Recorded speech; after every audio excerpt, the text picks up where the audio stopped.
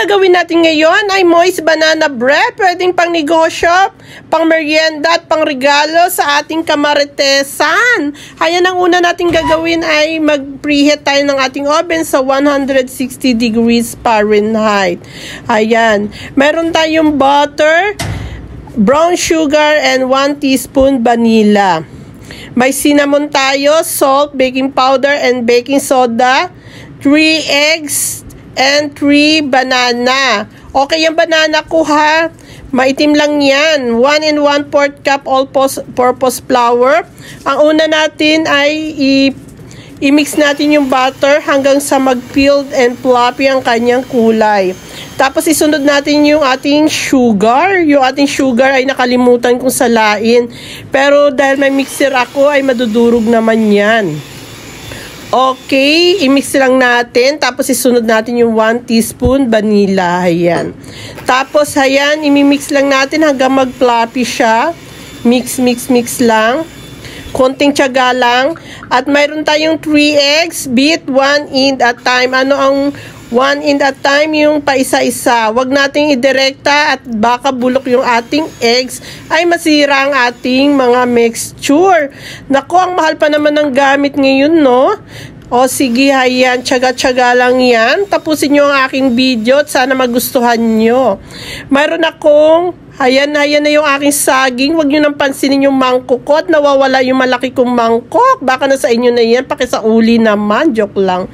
Ayan, maputi ang ating saging. Mas maganda ang overripe. Dahil kapag ganyan ka-overripe ang ating saging, mas matamis at malasa siya. Mas lalong sasarap ang ating banana bread. Ayan, durugin lang natin. Huwag natin masyadong durugin. Ako kasi hindi ko masyadong durug. Para pag kinain ko ay may makakain-kain akong banana. Ayan na yung ating pagsama-sama na natin ang ating flour, baking soda, baking powder, cinnamon, at saka yung salt natin at salain natin. Nasa description box ang tamang mga sukat niyan. Tingnan nyo na lang. Tapos ayan, i-mix natin. Huwag nating i-overmix kasi titigas naman yung ating butter pag i-overmix natin yan.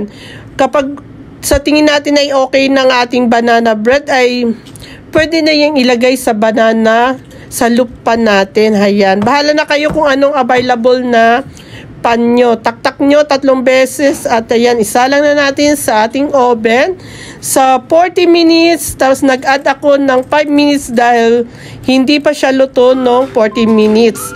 Sa gitna ng toothpick test ha, kasi yung gitna ang huling maluluto. Pag nakita nyong malinis na yan, ay okay na yan. Pwede ka na magtimpla ng kape. Ayan, ilagay na natin sa ating cooling rack. Pag mag-cold na yan, mas cold, mas masarap, no? Mas masarap nga yung kinabukasan pa eh.